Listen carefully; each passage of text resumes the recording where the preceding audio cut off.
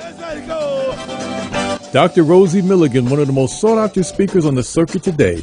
Her live internet talk show, Express Yourself, is the most provocative, thought-provoking, and talked-about radio show on the internet. There's no holds barred, and Dr. Milligan puts the B in bold. She brings it every Tuesday live at 10 a.m. Pacific and 1 p.m. Eastern Standard Time. Dr. Rosie has been proclaimed the most provocative female writer of the century. Her books include Satisfying the Black Man and Black Woman Sexually Made Simple, Why Black Men Choose White Women, and the book Nigga Please. These books have raised eyebrows across the country.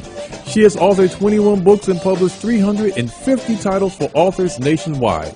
Check Dr. Rosie out at drrosie.com for her books, articles, and archives of her internet talk show.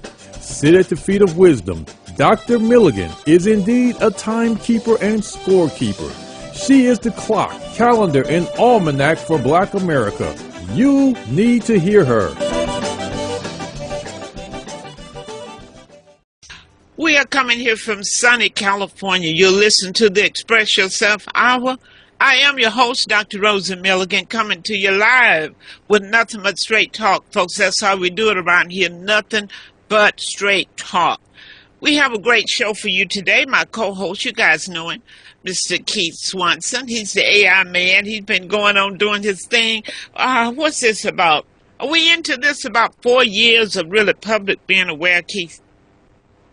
Ooh, yeah, I think so. Probably about 5 since. About 5 years? Well, really 6 since COVID. Yeah. Wow. Well, folks, we are still on it, and I tell you, people are still looking for the AI man, Keith Swanson. He's still here kicking up dust, spreading abroad. I mean, he's doing his thing, you guys. So, well, Keith, you doing okay today? No, I'm doing all right. Yeah, we do. It's fair to middling, as they say, but still kicking. All right. It's kicking but not high. Kicking but not high. Yep. Well, you guys, we always bring you a live and informative conversation. We want you all to join us.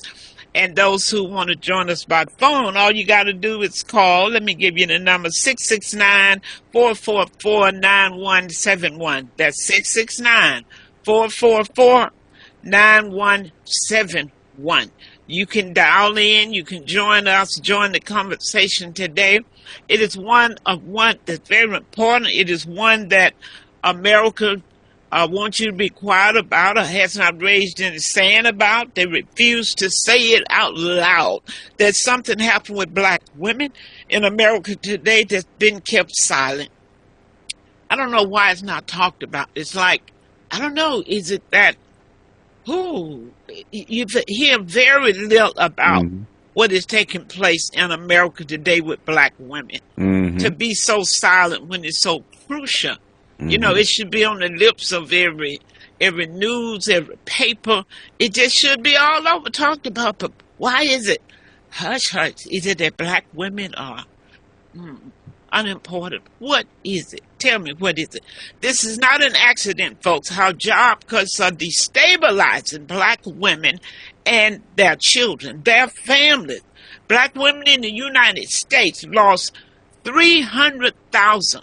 Let me back up and repeat that. They said more than whatever. Well, that was 8 months ago. It was more than that. Yeah. 300,000. Just say it's 300,000. Okay. Let's talk about what happened to Black families. Yeah. The Black community and generational wealth. Stuff you need to know. This is a horrible situation, and many people that I address this with, they had no clue. One lady said to me, how in the heck they can cut 300,000? You're saying that there's no Black women working. I'm not saying that, folks. The facts are there. But the issue is the thing. Who should be talking about it, Keith? Why isn't it broad public knowledge? Why is it such a silent phenomenon? What is this? Because they don't have a solution, and guess who's right behind them? Which is white women. That's the reason they're not saying anything. Wow. It is by design, though. By design. Well, we're talking about something that America refuses to say out loud. Let's look at this. When jobs are cut, folks, Black women fall first. Because we're the last hired, first fired. That's so for black women and black men. But what makes it so difficult is because we know how black women moved from housekeeping, cleaning houses, that era, and moved into stabilization of jobs with the federal government. A lot of this happened, Keith, after World War II. When they needed bodies. If you could type, if you had minimum skills, you were in the workforce. Yep. This is how many black Americans became middle class financially because of the federal jobs. They moved to middle class. And now, look what's happened. Okay, so what's happened? When jobs are cut, we say black women fall first. And when black women falls, families collapse. Because we know, number one, that nearly half of black women had never been married. So that means one income. 2.6 million black mothers are raising children alone. Wow. How many of those women raising children alone had a household that lost their jobs? Wow. 1 out of 4 black households is held together by one woman. No spouse, no backup, no safety net.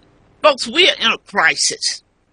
This is a real crisis that nobody wants to talk about. Can you imagine, Keith, what's happening with these women? What their life is such a shamble.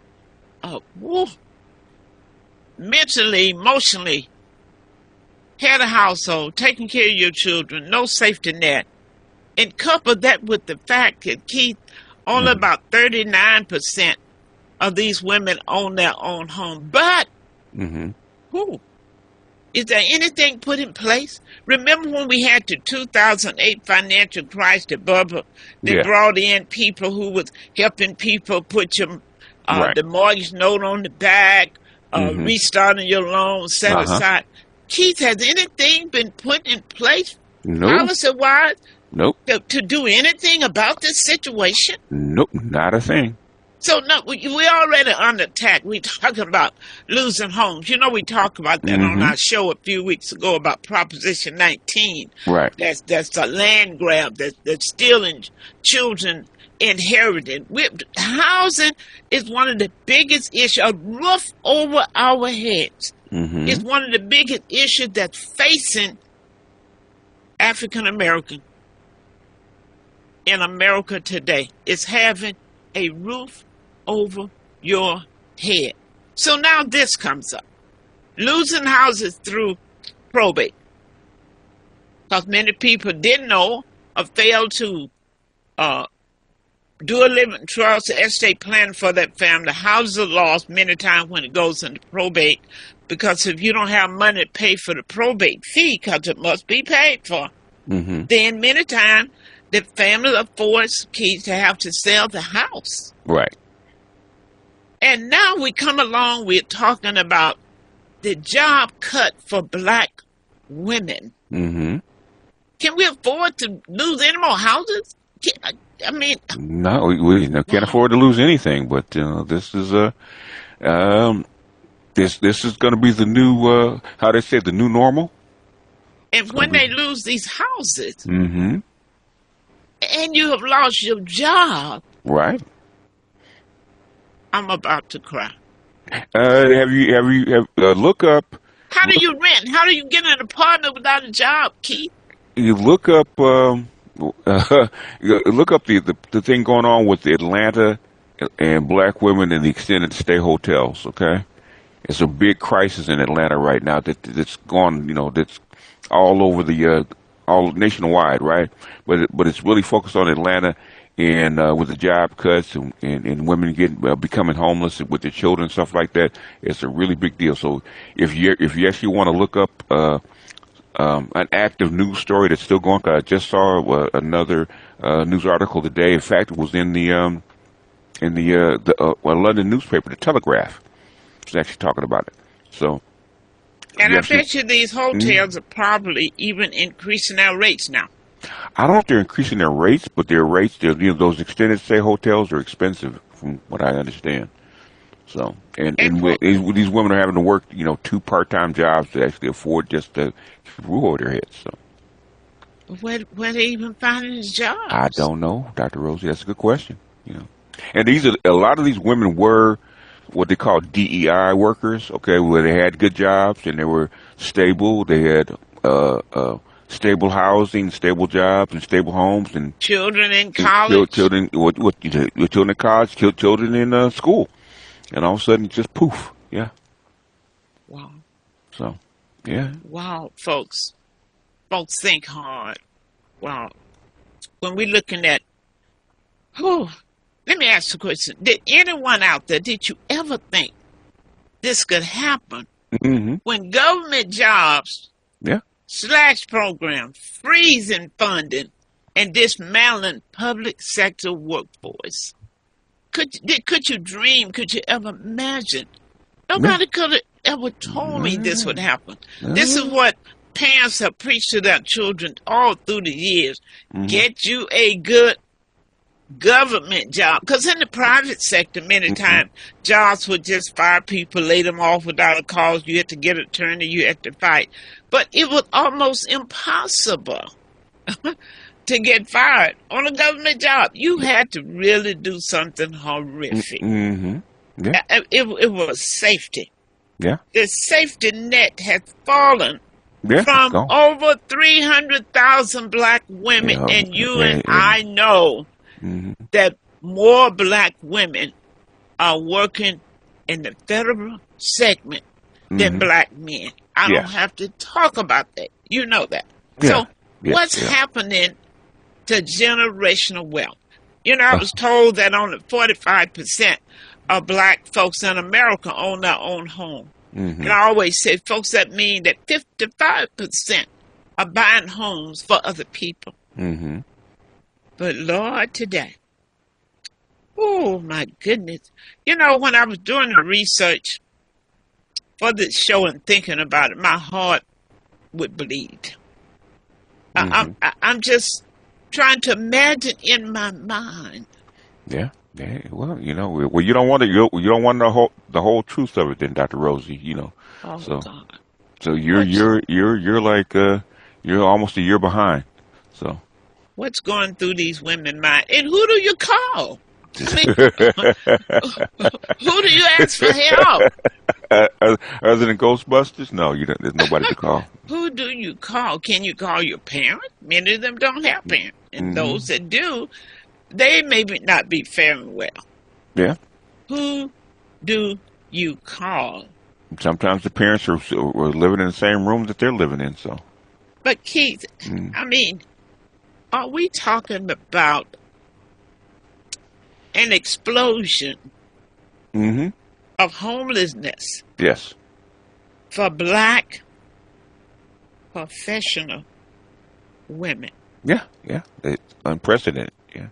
I wonder if there's anything put in place, even from a psychological standpoint. There needs to be a counseling center. This is critical. This demands somebody to talk to get through this. How do you sleep at night? Knowing that all you have worked for, your home, your car, these people are going to lose everything, Keith. They're not going to have lost everything. And nobody have cried out saying, what can we do? What can the government do? What program can we put in place to shield these people home for at least 6 months or a year to give them protection? Because these greedy banks and investors, they're coming after houses. Let's talk about that, Keith. They coming after houses. Yeah, they are. They already have, and they would love to. But the thing is, what are you going to do with them once you get them? There's nobody to buy them. What are you going to do with them? Yeah, I guess it'll be a tax write-off, or that's a big question, Keith. Yeah, that's what's going on right now. Because the people who could afford these houses are the one that you just laid off. Yeah, I heard a lady. She was a finance lady. She said at one time, she said if people don't have jobs, houses have no value. Oh. Keith, does that mean the housing prices They already started. might be coming down? They're already starting to come down. In fact, the rent prices in Los Angeles are starting to come down. Really? Yeah, because we lost like 30,000 migrants. So you lost 40,000 people just last year in Los Angeles. So there's more vacancies open up. So. And you know what? What I was told that many times people who are here illegally, yes, they will pay whatever you say you want for rent. Yes. I don't know if that's true or not. You know, it is true. Sometimes I talk about what I heard. I did hear that. That the place can be substandard. Yeah. You don't fix it up. They don't raise fuss. Mm-hmm. They try to hide in the dark and try to get along. Yeah. Yep. Oh, my goodness. Yep. I'll send you the link to the lady who was talking about it. It's not just here. It's in like 5 or 6 cities that are going through the same thing. But I'll send you the link to the lady on YouTube that was actually talking about it. Wow. She specifically said we lost 28,000, over 28,000 people in the last year under Trump from Los Angeles that were migrants, just migrants. We're not just talking about normal migration, just migrants. How many? 28,000. They're self-deported, yeah, something like that. Oh, my God. If there ever was a time to pray, if there ever was a God that you believe in, it's time to call on him or her now. Folks need help. I hate to think about Brenda. Can you imagine what's going on in the mind of these women 300,000 black women who have lost their job? These women have families. They have cars. 300,000 was in April of last year. So, Keith, you think within a year later, it's far more greater? They said the estimates now that I'm hearing is like closer to 1 million. What? Yes. You know, folks, that's scary because when you think about it, think about how many women, black women that you know, are on jobs, the percentage, other than federal jobs. They're working for the county, the city, the state. Mm-hmm. This thing is magnitudinal. It is far greater than the mind can expand to behold. Mm-hmm. Folks, it's praying time. Who do these women reach out to?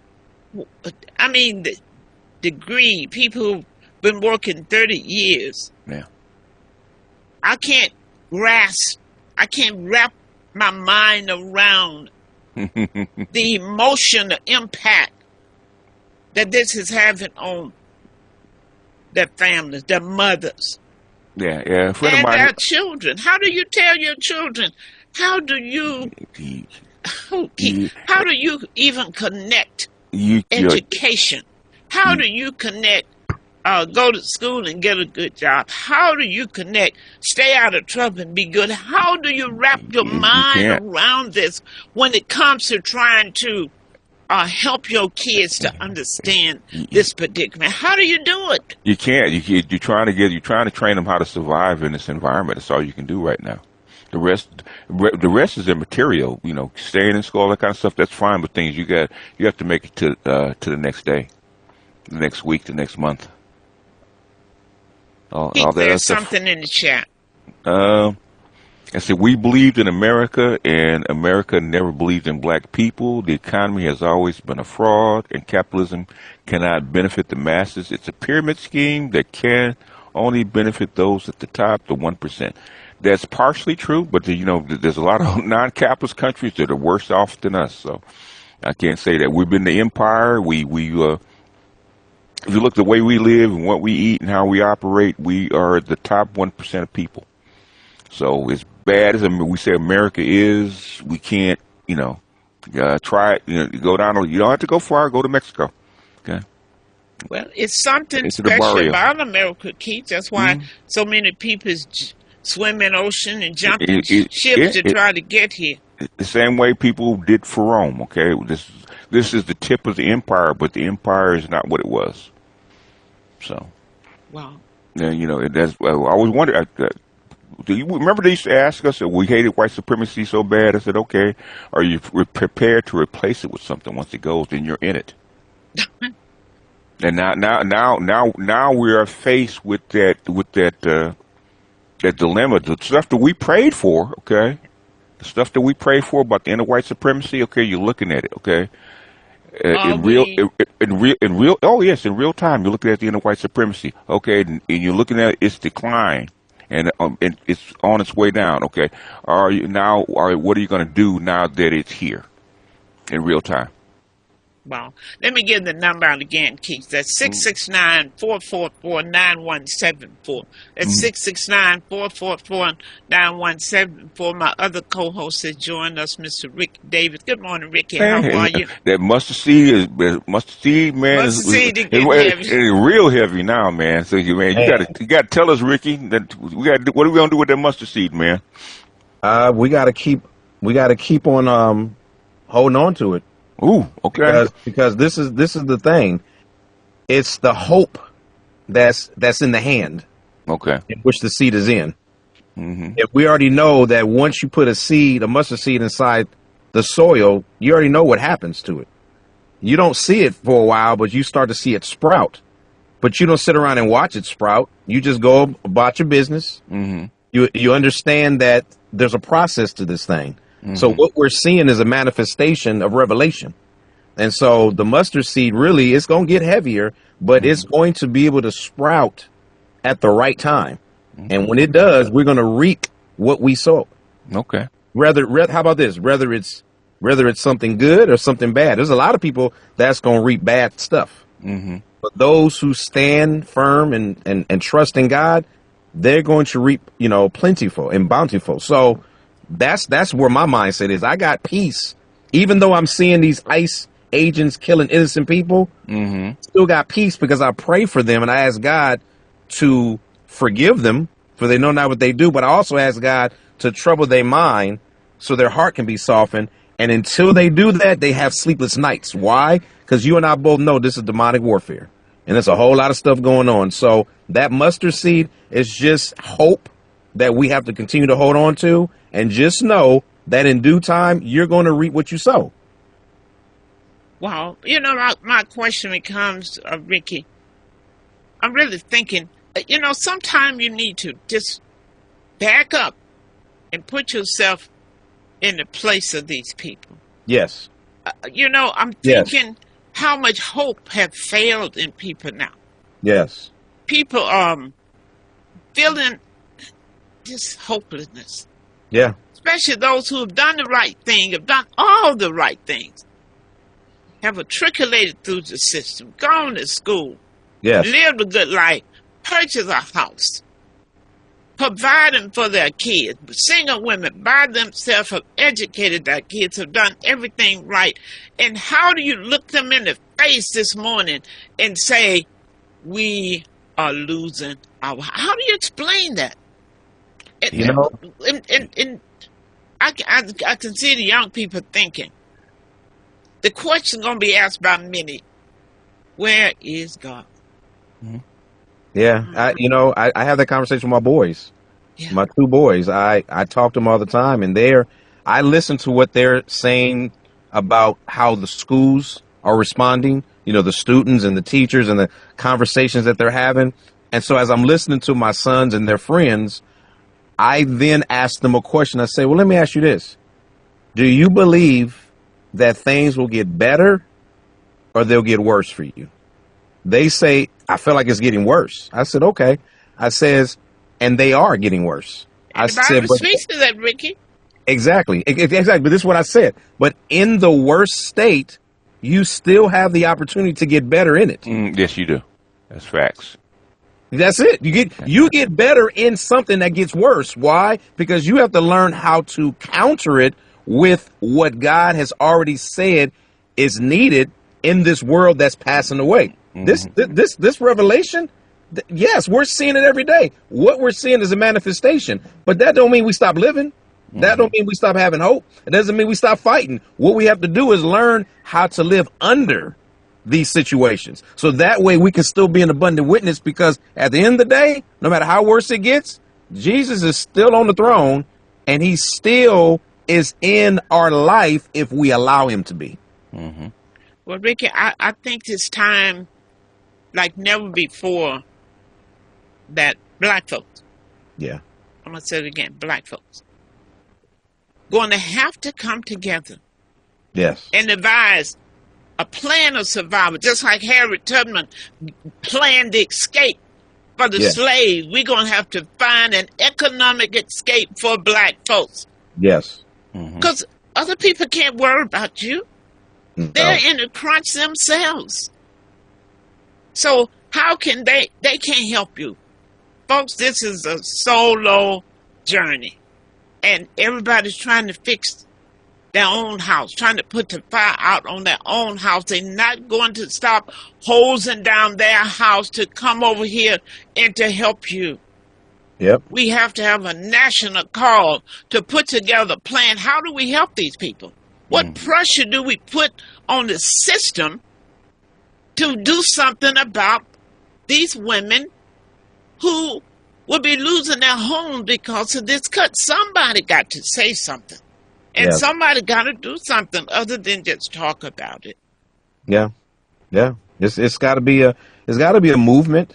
Yeah. But I will say this: I was very encouraged about the Super Bowl, not necessarily the game because it was whack, but what I was encouraged about was seeing how many players, coaches, were lifting up the name of Jesus. Okay. They were having, like, I saw some of the highlights of the game, but one of the reporters did a special feature on the behind the scenes before the game preparation of the coaches and the players. And during the press conferences and being, and having the interviews, they were all saying the same thing. They says, listen, I'm just glad to be here. This game is not as big as Jesus. Or they'll say, I'm just thankful that Jesus allowed me to play this game because it's not about I must have heard about 20 to 25 sound bites of players and coaches lifting up the name of Jesus and basically giving reverence to, they can't take credit for where they are without him. Now, that was encouraging because we're seeing revival happen around the United States, not just in sports, but also in colleges and schools. And we have to continue with the movement of bringing Jesus to a dying world. And I remember my pastor would say it's actually bringing a living Jesus to a dying world. We have to continue to lift that up, and we have to have that movement because that's the only thing that's going to encourage us and bring us together. And you know what? Speaking on that note, and Brenda, I want you to jump in. You know, when things are going well, or halfway well, as my dad would say, it's easy to lift up the name of Jesus, your supreme being, whomever that person is to you. It's easy to wave hallelujah when things are going good. It's easy to testify and give praise when you were about to lose your house and you were able to save it.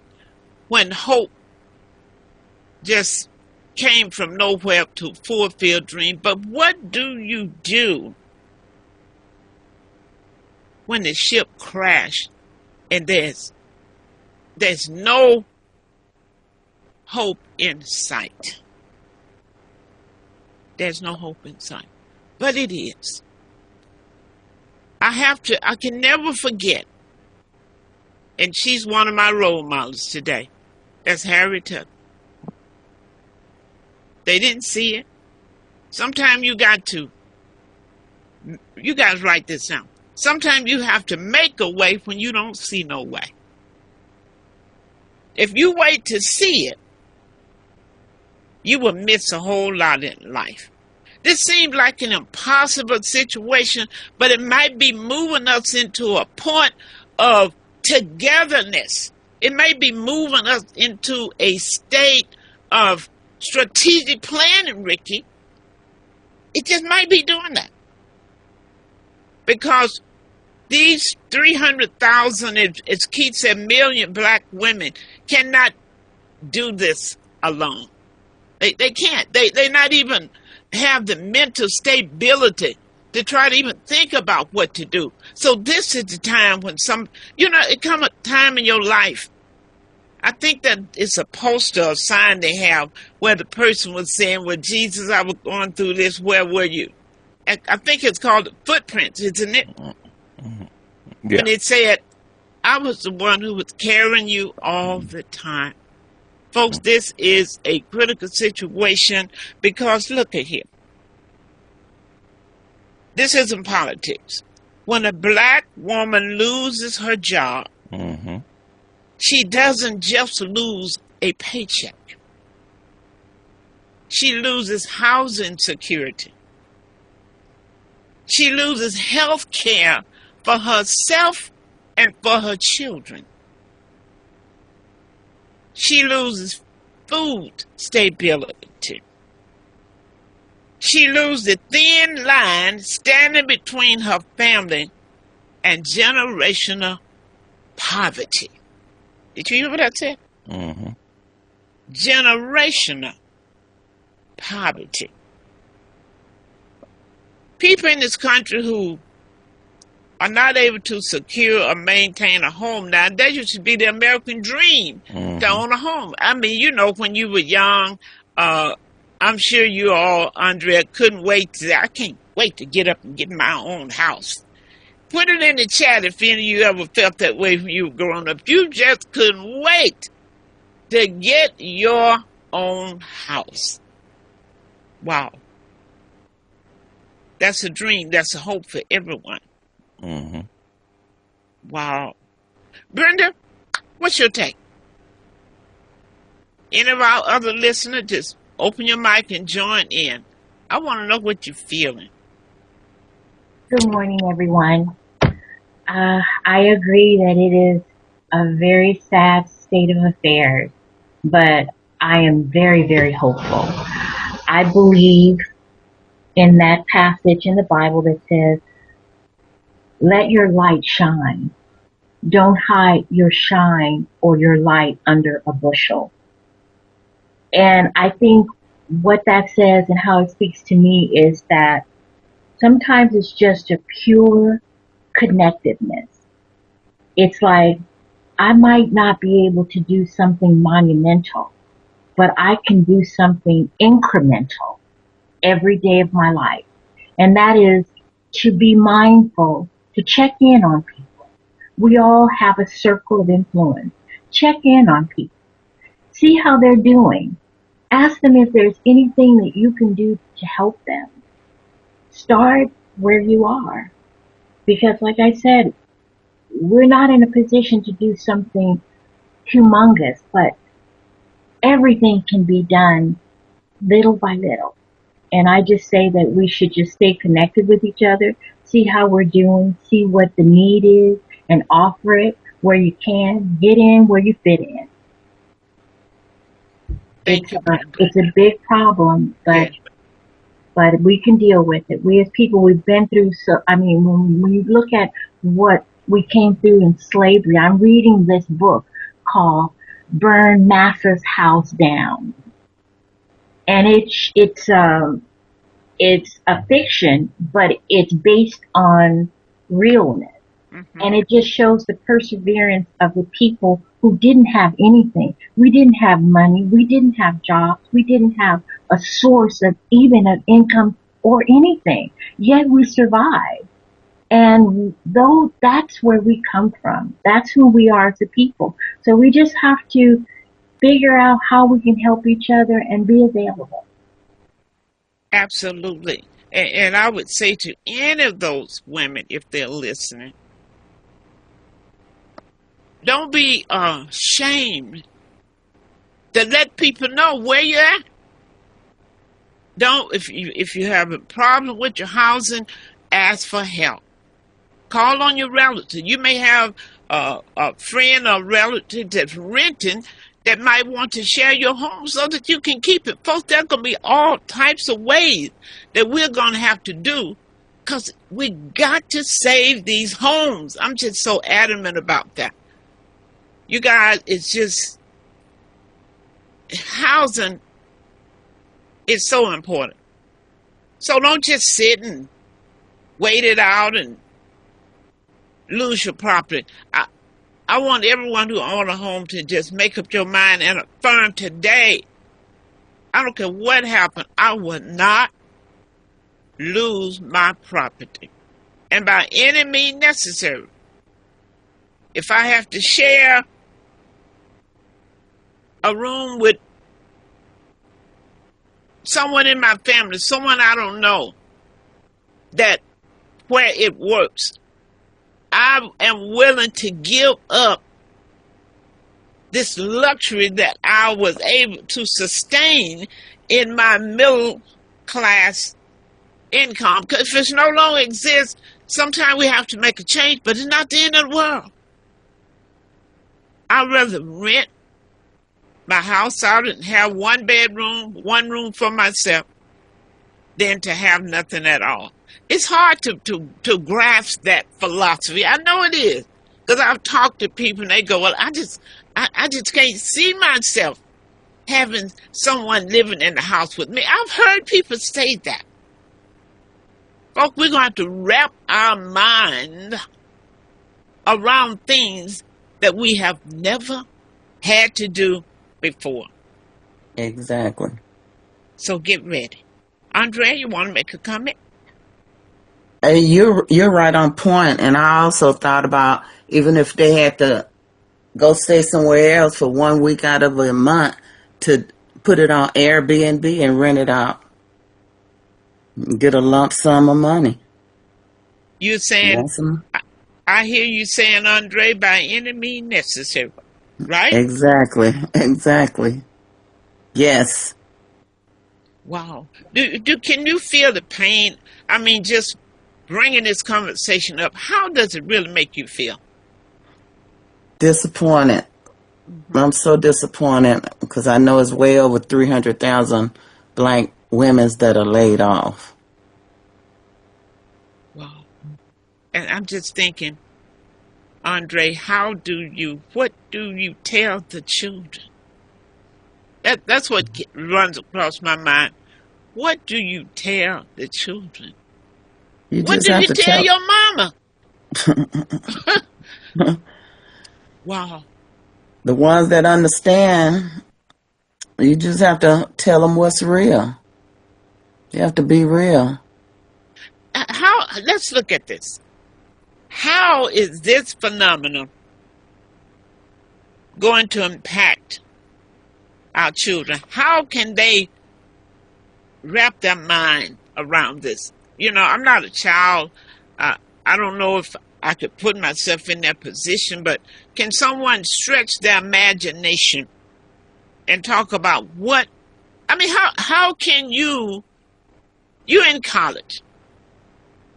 How do you process your education? How do you process learning? How do you do it? I'm talking about the children of these parents, you guys. Yeah. Who have lost their job. How do they process it? Shouldn't there be a national call for some psychological assistance?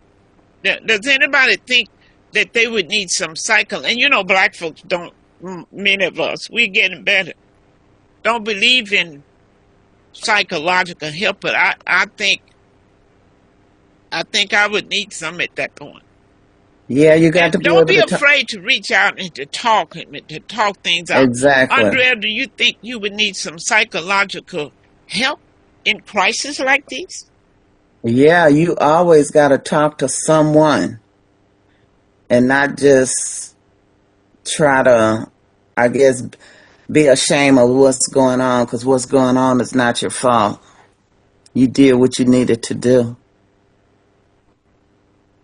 Even these children Yeah, gonna need some help. And see, what I want parents who are going through this situation, don't go through it alone. exactly. Yes, Talk to your children because they are feeling it. They're feeling the pain you feel. They see the sadness in your face. They see the disappointment. They hear you on the phone. They hear you trying to work it out. Folks, it come a time when everything has to be a family affair. You can't, as mothers, you can't just hold this in and try to protect this information from your children. They need to know. And who can explain this situation any better than you can? exactly. And there's a lot of parents that kind of get embarrassed because of the situation. But the kids should be able to, well, depending on the age, understand that when mommy was working, everything was okay. And this is beyond her control. Wow. This. Do you think, Keith, was this by design? Yeah, Was it by design? What was all behind? It was by design. Is it about politics? Is it about votes? Is it about election? It's not about election, about votes. It's about survival of the nation as a whole. Okay, because they have to compete with the rest of the world. What we have been surviving on. You got to remember, the United States has been eating off. So you cut first. You cut the least first. Oh, that's what you said. Something had to be cut, so let's cut here. No, the thing is, you're replacing the necessary workers and letting go of the women, the people that aren't as necessary. Okay, what you need is men, because black men gain jobs. Okay, believe it or not, in the last year, black men gained 600,000 to 700,000 jobs. Okay, really? In what area, Keith? Infrastructure, construction, technical work, that kind of stuff. Labor is because that's what's necessary right now. So the soft skills, which is the secretary stuff and the paper stuff, that's going to go by the wayside. Okay, is because it's not because the rest of the world you have to build. Okay, the rest of the world is building and we're not, and they only have so much money, so they're taking money away from one sector and put it into another sector, and women just happen to be in a sector that is considered extra right now. Redundant, as they say. Well, because there's a whole lot of white women sleeping in their cars crying the exact same thing that black women are crying. Well, Keith, that's why right now, in fact, I'm finishing up completing 3 books that I will have available for Black Writers on Tour, which is Saturday, April 25th at the Carson Event Center in Carson. And that book, one of those books is AI Made Simple. Okay? The other one is AI Made Simple for Parents. The other one is AI for Seniors. That's important because what you're talking about, we cannot lag with a movement that's going to impact the world in an economic standpoint. So to lag far behind is going to be one of the most crucial moves or non-moves that black folks in this country can make at this time. I'm serious about that. Remember about a year ago, Dr. Rose, I was telling you had to be the fastest camper out there? Stay ahead of the bear, okay? Yeah. The bears are out, okay? What you're looking at is bears are eating right now, okay? And things you have to upgrade, you have to constantly upgrade. And this, I tell this to the men all the time too, okay? Okay, if you do not upgrade your skills and you do not upgrade your skills to the environment, okay, and stay ahead of that bear's going to eat you, okay? And the bear doesn't care whether you're male, female, or a child, okay? The bear's going to eat you. That's why it's going to be really important, Keith, that we bring our children along with technology. It's hard enough. It's hard enough when they know it. The thing is that, okay, And I tell parents, you cannot depend on the schools to teach your children. Okay. That's it. You cannot. Okay, I'm looking at grades. I'm looking at in Boston. What is it? A third of this was it over a third of the seniors will not graduate high school. Okay, they don't have the necessary skills to actually do it. Okay, you cannot depend on the government to actually educate and take care of your children. You're going to have to do it. You're going to have to make sure. Okay, because their survival depends on it. Okay, that's why I'm teaching parents. How to teach their children about artificial intelligence.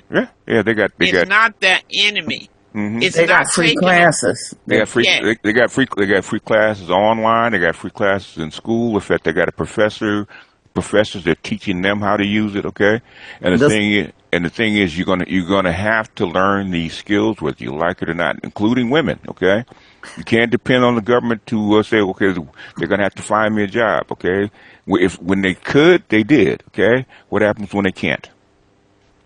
It's not a matter whether they want. It doesn't matter whether they want to or not. At some point, they can't. It's like you want to keep your kids housed and clothed and stuff like that. What happens when you can't? And yet, so you have to prepare not only yourself but also them for it too. And if people don't see it now, they're going to get eaten. But there's no other way around it. Okay, the bears are out, and the bears will eat you. And you know who's going to be the last schools? I hate to say it, but I hate to say it and love to say it.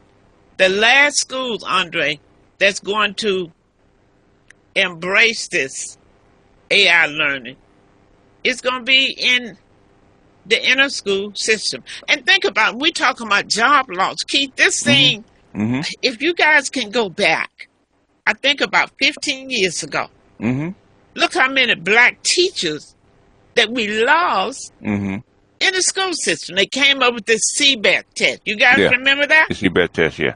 No, that was longer than 20 years ago. Yeah. It's been longer than that, Andre? CBET. That started in the 80s. In the 80s, the CBET, yeah. That's when we started losing black teachers, right? I guess so. Because I know that's when that test started.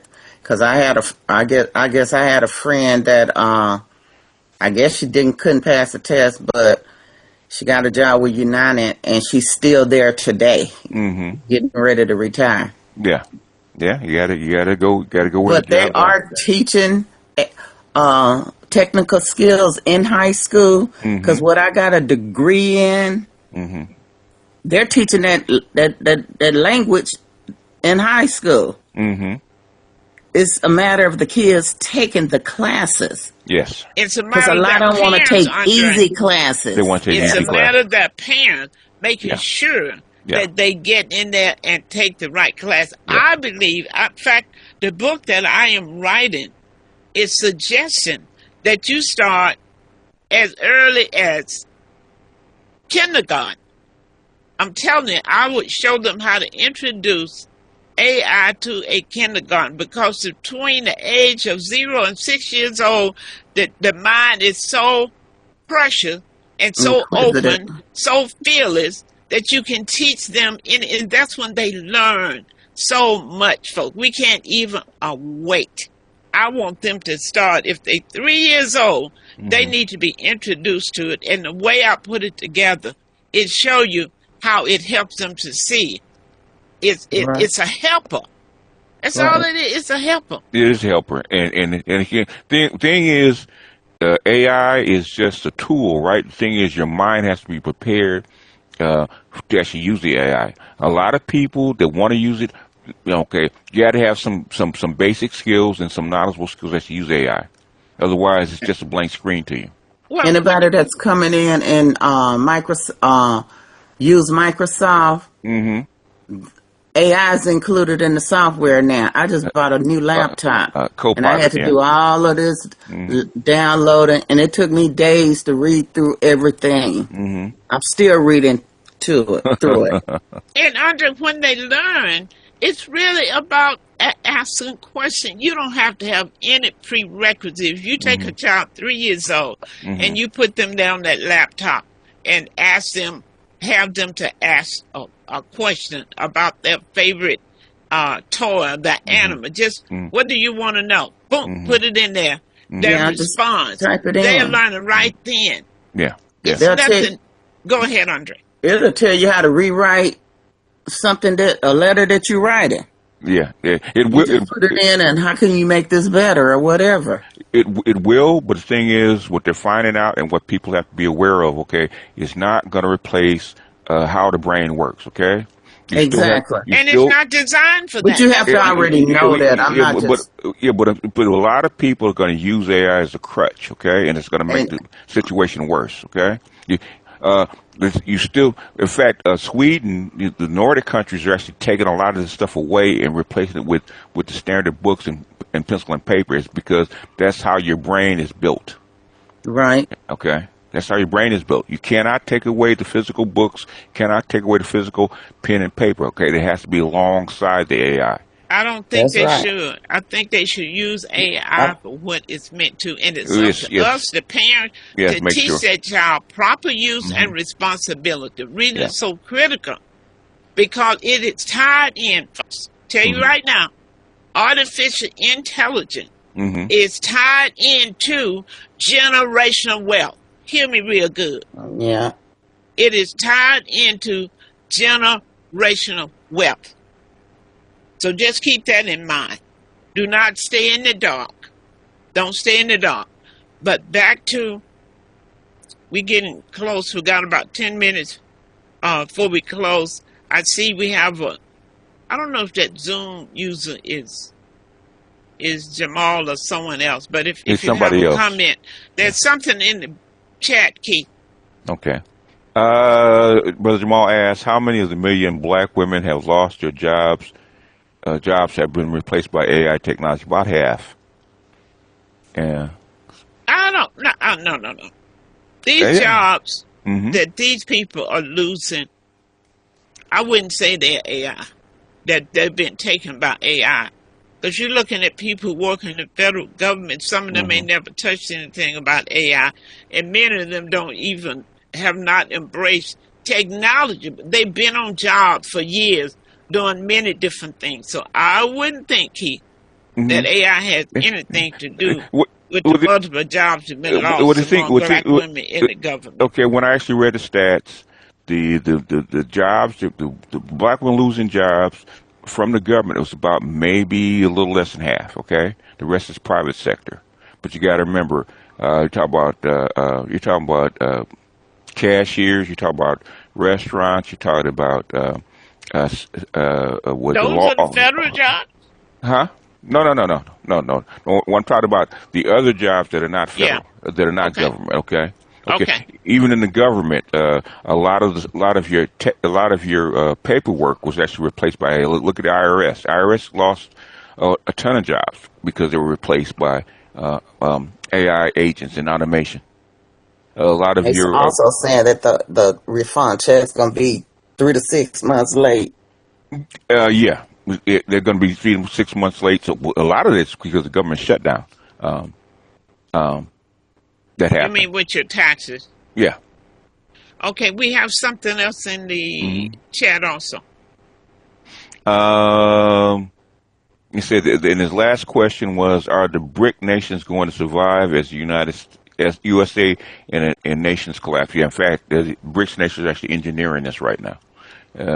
Probably we don't have time to actually get into the what's and who's and whys that's been coming since the Ukraine war, but they're actually engineering it. In fact, it's going. If you look up silver and gold and what's going on with the metals right now, okay, and that'll give you a good idea about what the banking system and the metals and stuff like that. And Keith, I have an issue with that, with everybody putting all that hope in gold and silver. Let me just ask you a question. Okay. Okay. If this country can collapse, the dollar can collapse, it seems as if they can do what they want to do. What are the possibilities? Or we wake up one day and somebody said, well, the gold fell 80%. What are the possibilities? That it fell 80%, probably right now, probably zero. Okay. Okay. I want to be right where it was before it jumped Scott. I mean, I'm at a point, Keith. Who do you? Who What do you can you trust? trust? I am in the mindset now that everything we're looking at, reading, and hearing about Uh-huh. could be an illusion. It could be. The thing is, you got five sides, and all five sides are not going to tell the same lie. Okay. So we're thinking, we're reading the United States press and what the United States is putting out, but the United States is not the arbiter of everything. Okay. And what you're in is a multipolar war right now. Okay. You had the president of Canada, prime minister of Canada, jump up and say, "We're not with the United States anymore." Okay. Yeah, What if and you the got to United wonder. States decide to call in all the gold? That China has 70% of the gold, so they can call it in all they want. They sold it long. Yeah, they sold it a long time ago. In fact, the reason we got, remember when Nixon, I know you were alive when Nixon went off the gold standard, and we spiraled into stagflation. I'm gonna go back to what Rick said. Rick said I was in you ain't got about the nothing to put 10th your hope grade, in. 9th grade. What's that song? My hope is built on nothing less. Well, that's what the thing is.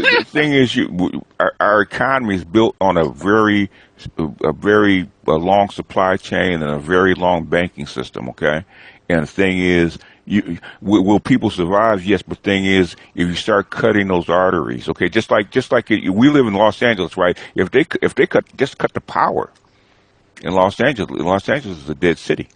Okay, it's not that people have not survived without electricity. The thing is, where you are in a system that you have built your life on is going to be cut, and that's the whole thing about gold in the banking system. Okay, the gold is just a representative of the banking system in global trade. You just said what I said. We can wake up one day and they can declare that gold value is down to almost nothing. So, folks, what I'm saying, you can't put your hope in anything. You only put your hope in yourself, but are you prepared to put your hope and your faith in yourself? You got to be prepared for it. Okay, you just can't say it. You got to do it.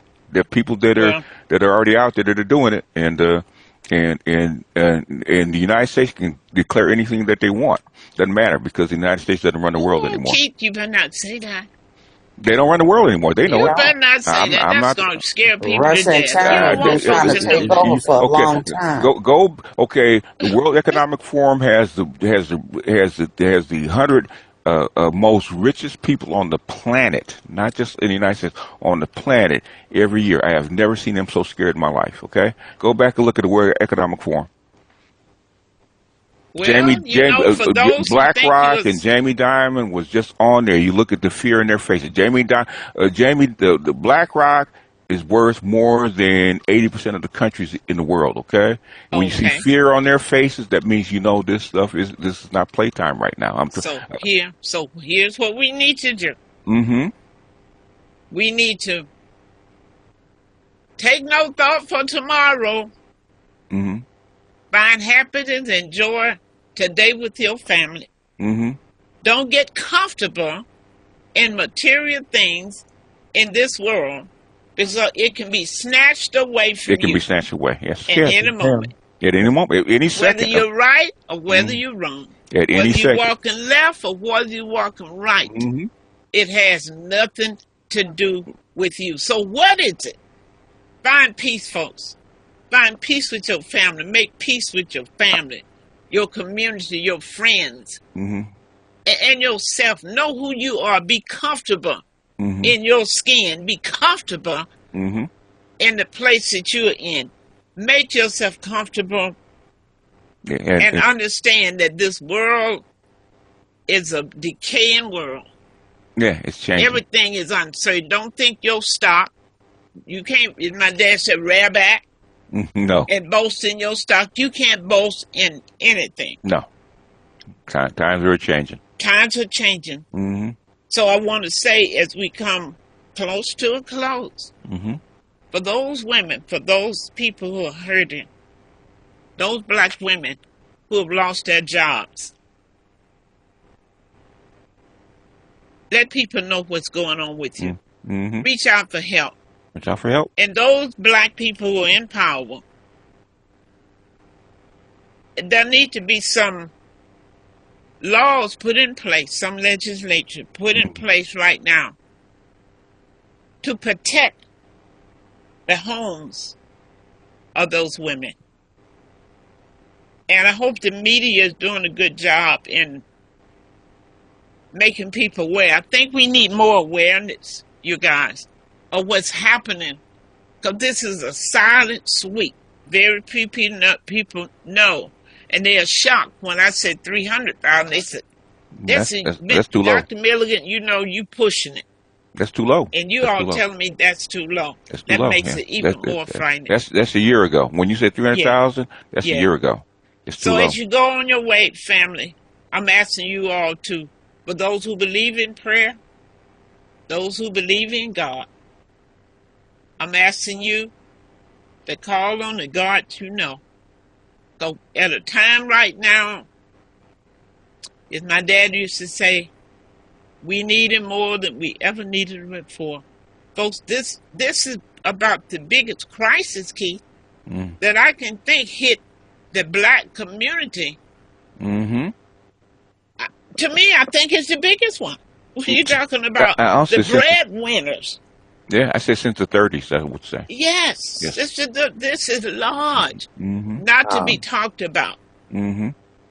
So we got to keep it on everybody's mind what is taking place with black women and reaching out and look at what we can to do to help. We've been warning them. We've been warning them, Dr. Rose. We've been warning them for years, okay? But we never thought this would keep. Nobody could have dreamed. I couldn't have dreamed this going to happen. That someone will wake up and find a way to destabilize a whole group like this. It's hard to believe. Selectively. I used to ask guys, we see the car come. You see the car getting ready to crash, and I used to ask guys, it's going to hurt. Do you actually want to step on the brakes so we don't hit the wall at 100 miles an hour?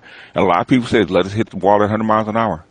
Well, enjoy it until you can enjoy it. Yeah. You're assuming that there's no blind people in the world. When you see it coming, I know there are. I know there are. Everybody, some people are sightless. You got to understand, you see it. But there are millions of people cannot see it, haven't been exposed, not put in position to see it. They're going to be blindsided. Keith, I don't care what you say. You and I, Keith, we're out here. We see it. We live it. We're in it. But there are those who are so busy trying to make ends meet. Working 2 jobs. They don't even have time to watch the news, read a newspaper. All they know is I'm paying my rent, I'm keeping my kids out of trouble, that they don't have time and they don't know. So many people could not see it coming. For those who couldn't see it coming, I pray your strength in the Lord. I pray that you wake up and seek a solution to the problem. And most of all, let us continue to love each other and look at the fact that I am my brother and my sister's keeper. Andre, Brenda, all of you all that joined us today, my co-host Ricky, Keith, Jamal, the producer, I want to thank you all, and I want you all to continue to make your community aware of what's happening to black women in America. Dr. Rosie, before we go, can I just remind everybody, I don't know whether this is a flu or what kind of virus seems to be going on right now. Okay. But it is making people very, very ill. Yes. So you are in a large group of people. Continue to wear your mask or start wearing your mask again because something's out there. I don't know what it is, but it's measles. They call it the H2N flu. There is a new flu out there that it's not COVID, but it is the flu and it is bad. And it's bad, yes. And so protect yourself. Wear masks if you are in a large environment. Yes. Yeah. It's not COVID, but it is a new strand of flu that's pretty bad. Yeah. So it's pretty dangerous, right? Yeah, it's pretty bad. But let me add to that. For those of you out here who listen to your doctors who are saying, listen to your doctor, but those who are saying, you don't need to take vitamins, you don't need to do herbs. I'm telling you all, you need to build your immune system up as fast as you can. You need to make sure that you're drinking plenty of water. Make sure you're having at least 2 bowel elimination a day. Get a toxin out of your system. You got to take care of your body, and you need to be on a good, well-rounded multivitamin and mineral, not just a vitamin. You need to have a multivitamin and mineral because they work together. I would encourage you to also increase your vitamin C. Yep. And also take a look at elderberry. Build your immune system. Your immune system to your body is what the Army, the Navy, and the Marine is to the United States. That's what's helped you to fight off the enemy. So, folks, and speaking of that, you can always come to our business here, Express Yourself Books and Herbs. Pick up you a product to help keep you well. All right. Thank you, guys. Have a great day. And call on your relatives. Make sure they're all right. You know, some of these may be some of your friends, your sisters who have lost jobs. You just don't know. It's time for a checkup. Yeah. Let's check in, everybody. Let's check in. You guys have a great day as you